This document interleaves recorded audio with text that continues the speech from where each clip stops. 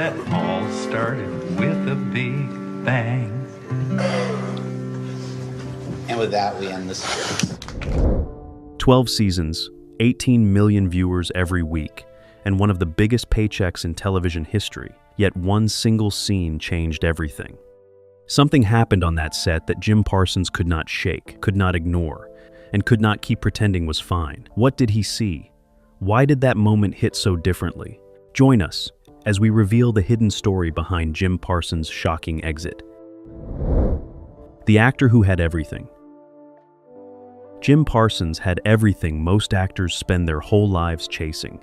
He was the star of one of the biggest shows on American television, and The Big Bang Theory was pulling in close to 18 million viewers every single week, which is an almost impossible number to wrap your head around. That is 18 million people choosing to sit down every week just to watch a group of nerdy scientists try to navigate normal life. And right at the center of all of it was Jim Parsons, playing a guy named Sheldon Cooper. Sheldon was weird, socially awkward, and incredibly smart, and he said things in conversation that made absolutely no sense to the people around him, followed rules that only existed inside his own head, and managed to irritate almost everyone he came into contact with. Yet somehow audiences across the country adored him completely. People quoted his lines at school and at work, dressed up as him on Halloween, and rewatched old episodes just to spend more time with the character. Sheldon Cooper had become something rare in television, a character that people genuinely felt connected to, 2/7 to 217. Because of all this, Jim Parsons became one of the most valuable actors on the planet, earning close to $1 million for every single episode he filmed, which over a full season added up to a life-changing, almost unimaginable sum of money. At his peak, he was being called the highest-paid television actor in the entire world, a title that almost nobody ever gets to hold, and he held it for years. The show kept growing, the ratings stayed strong, the network was happy, the cast was well paid, and by almost every measure, The Big Bang Theory was a success story that looked like it had no intention of slowing down anytime soon. Then the network came back with a new offer. They wanted more seasons. They wanted Sheldon Cooper to keep going. And to make sure that happened, they put together a deal worth around $50 million, sitting right there on the table, waiting for Jim Parsons to pick up a pen and sign his name. $50 million to keep doing the exact same job he had already been doing for years, to keep playing the character that made him a household name, to stay exactly where he already was. Most people would not even need a minute to decide.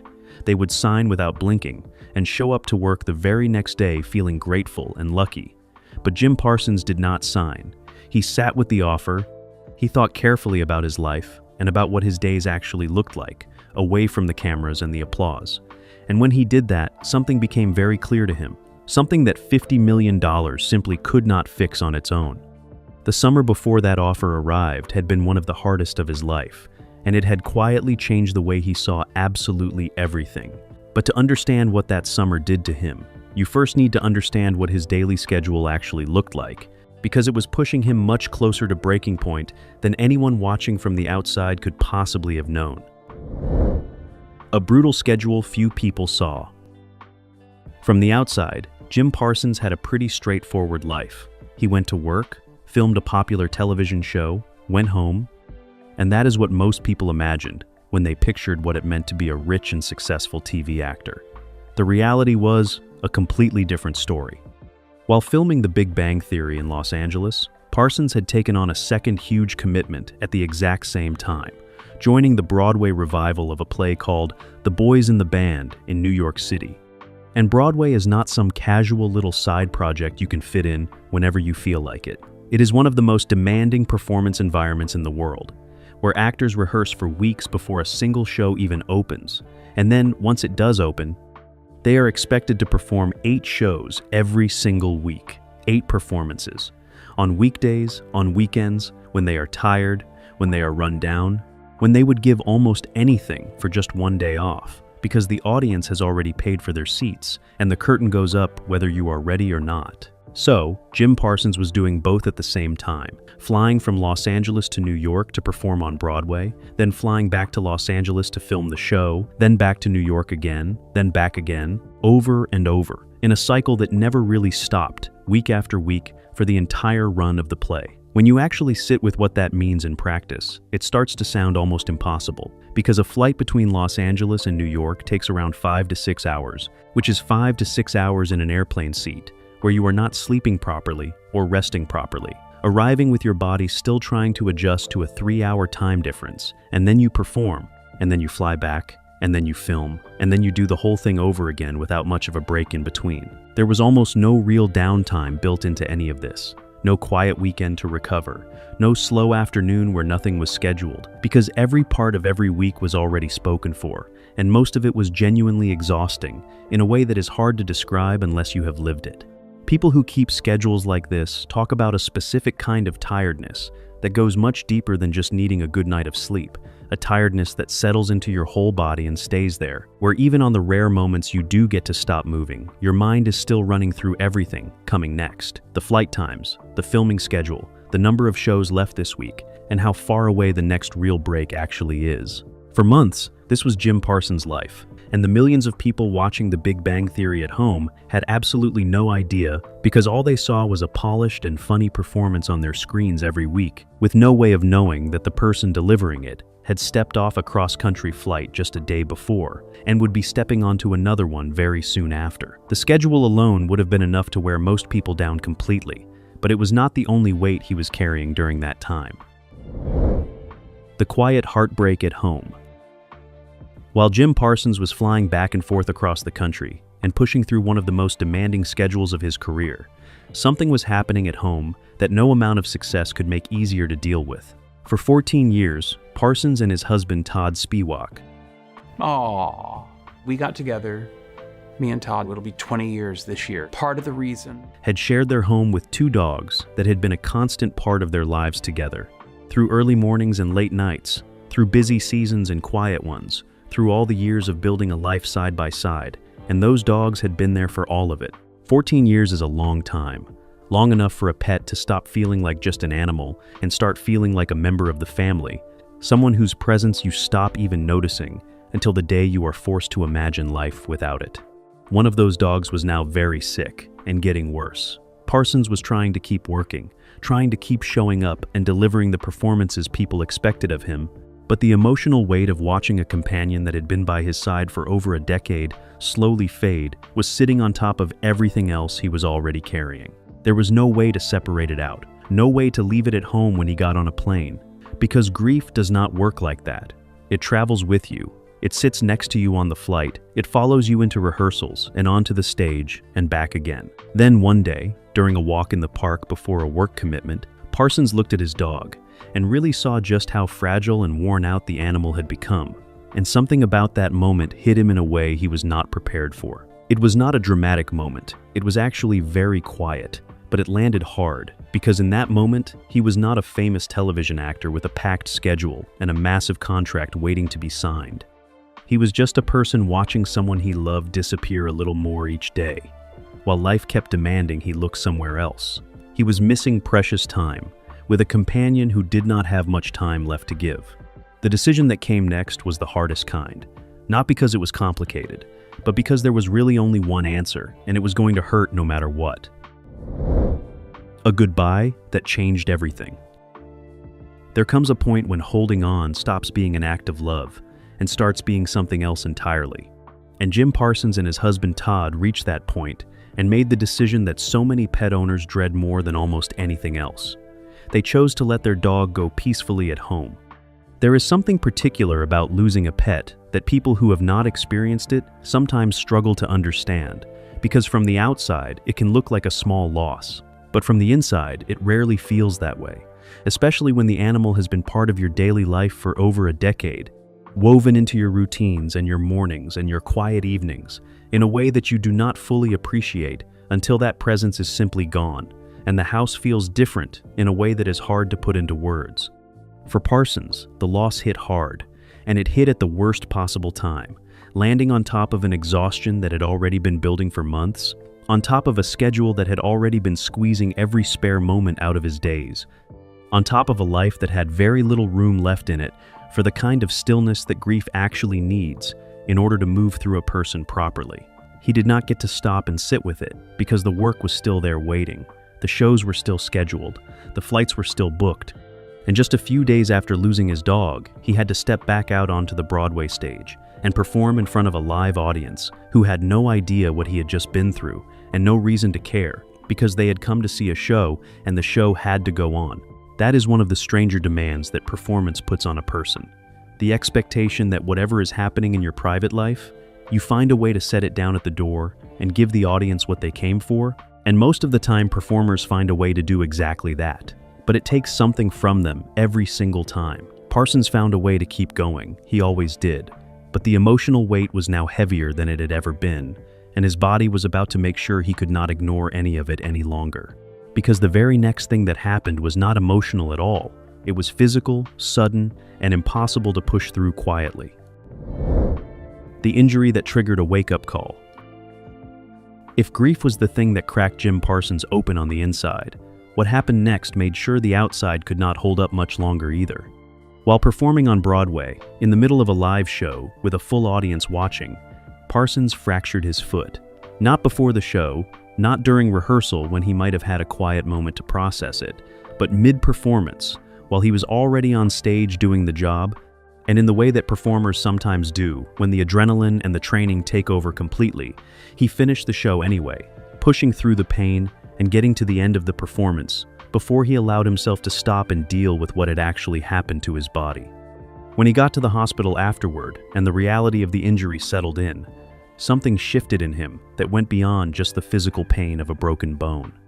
For most people, a fractured foot is painful and inconvenient, but for an actor whose entire career depends on being able to show up, stand up, move around a stage, and perform night after night, an injury like that carries a different kind of weight, because it forces you to stare directly at something you have been avoiding thinking about, which is the fact that the human body has limits, and those limits do not care how much money is on the table, or how many people are counting on you to keep going.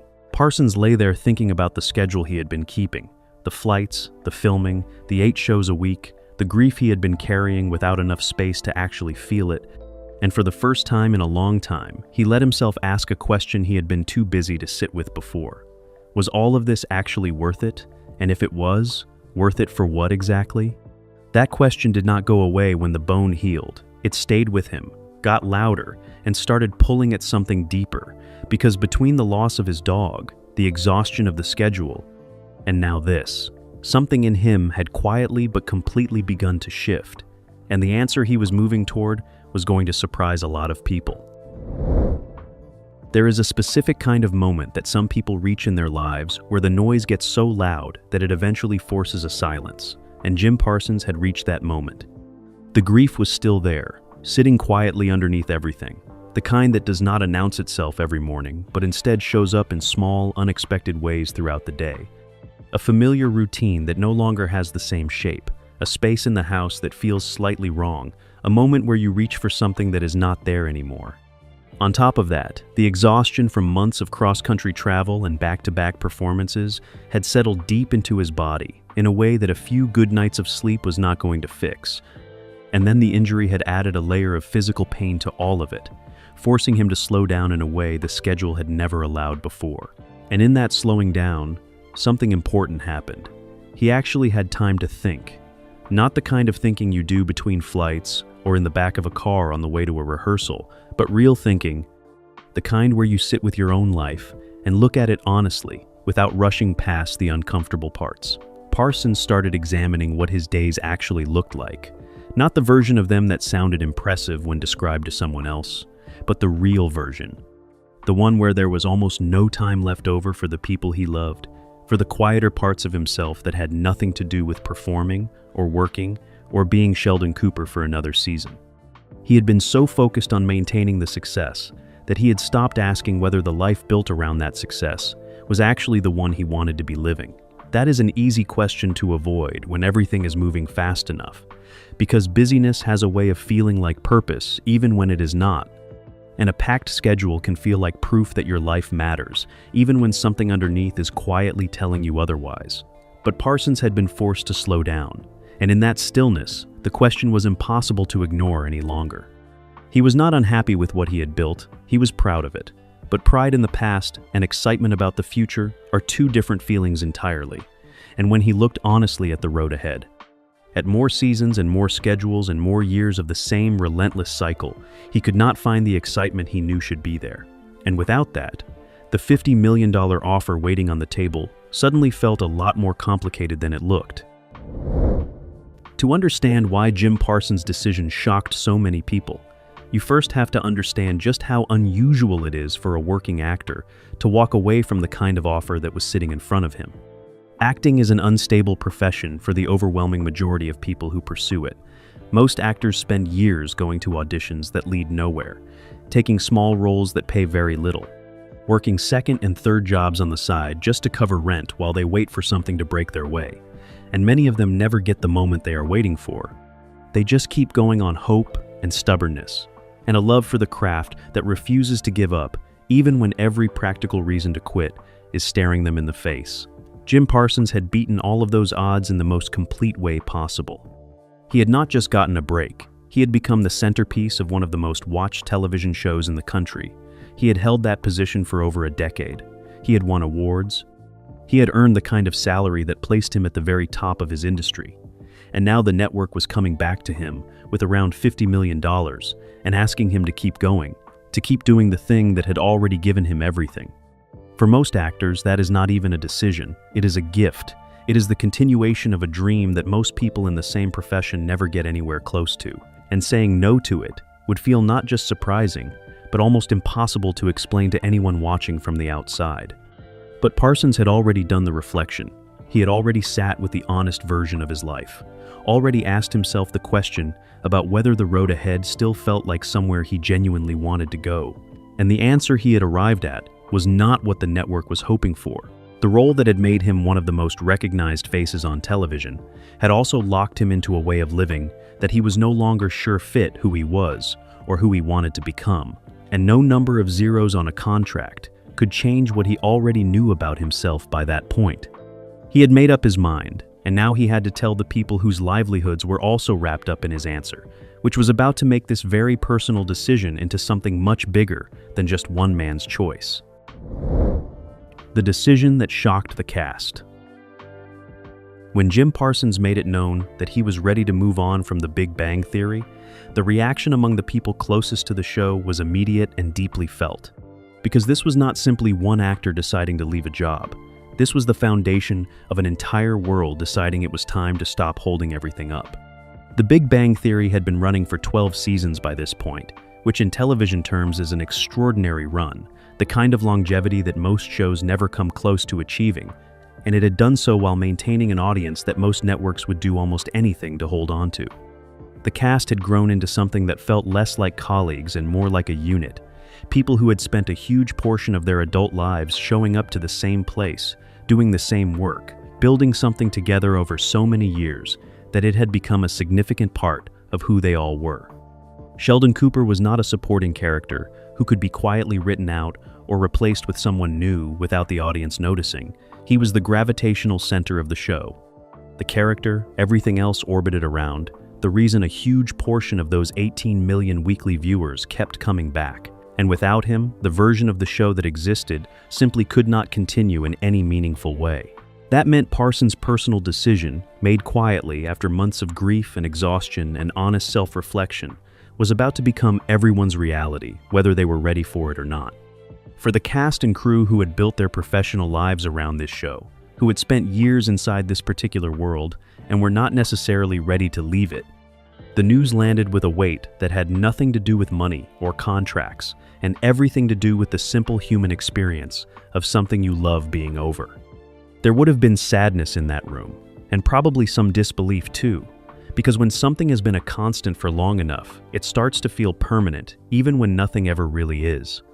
And the reminder that it was always going to end eventually does not make the ending any easier to accept when it actually arrives. But the decision had been made, it was final, and now the only question left was how to bring one of television's longest-running and most beloved comedies to a close in a way that did justice to everything it had been. And that ending was closer than anyone had quite prepared themselves for. The end of a television era. Once it became clear that Jim Parsons was not changing his mind, the people behind The Big Bang Theory had a choice to make, and they made it quickly. They could have tried to continue without him, rewriting the show around the remaining cast, introducing new characters to fill the space, finding some creative way to explain where Sheldon had gone and why he was not coming back. But the honest truth was that none of those options would have produced anything close to the show that audiences had fallen in love with over 12 seasons. And trying to force it would have risked ending something beloved on a note that felt desperate and hollow rather than earned and meaningful. So instead of dragging it out, the creators chose to end it properly. They would bring The Big Bang Theory to a close on their own terms, giving the characters real endings, tying up the stories that had been running for over a decade, and sending the audience off with something that felt complete rather than abandoned, which is a harder thing to pull off than it sounds, and a much more respectful way to treat a show that had given so much to so many people for so long. The final season was announced, the farewell tour began, and suddenly a show that had felt like a permanent fixture of American television was preparing to go dark for the last time. And the entertainment world took notice in a big way, because endings like this do not come around very often. Mystery that all started with a big bang. And with that, we end the series. For the cast, it meant a final stretch of doing something they had done together for years, but now with the knowledge that each episode was one fewer remaining, each filming day one step closer to the last one, which changes the texture of even ordinary moments in ways that are difficult to explain but impossible to ignore. What Parsons had decided in a quiet moment of personal honesty, after a summer of loss and exhaustion and pain, had set all of this in motion, and it was only now becoming fully visible to the outside world just how far-reaching that single decision had been. But the story did not end with the finale, because the most important chapter for Jim Parsons personally was only just beginning. Life after Sheldon Cooper. When the cameras finally stopped rolling on The Big Bang Theory, something interesting happened to Jim Parsons. He exhaled. Not literally in any single dramatic moment, but in the weeks and months that followed the end of the show, there was a gradual unwinding of the tension that had been built up over years of relentless schedules and cross-country flights, and the constant pressure of being the most important piece of one of television's biggest machines. And in that unwinding, he found something he had not had in a very long time, which was space. Space to choose what came next, without it being chosen for him by a contract or a production schedule. Space to wake up and ask what he actually wanted to do with his energy, rather than already knowing exactly where every hour of every day was going. Space to be a person, rather than a performer first, and a person somewhere after that. He took on new acting projects, explored different kinds of roles. Producer, yeah. You're a producer, you narrate it, and it's actually, this season it's ending. This is it, yeah. May 16th, I want to say the final episode. And worked on things that genuinely excited him, rather than things that simply continued what already existed. And the difference in what he produced and how he carried himself in interviews during this period was noticeable to anyone paying attention, because there is a particular kind of energy that comes from a person who has chosen their life deliberately, rather than just maintained it out of habit and momentum. The balance he found after leaving was the thing he had been quietly missing for years without always having the words for it. Time for his husband, time for stillness, time for the parts of life that do not make headlines or earn awards, but turn out to matter more than almost anything else when you finally stop moving fast enough to notice them. What looked to the outside world like a shocking and almost reckless decision, turning down $50 million and ending one of the biggest shows on television, turned out to be one of the most clear-eyed and self-aware choices anyone in his position had made in a long time. Jim Parsons did not walk away from success. He walked towards something he valued more, and in doing so, he quietly reminded everyone watching that knowing when to stop is just as important as knowing how to begin.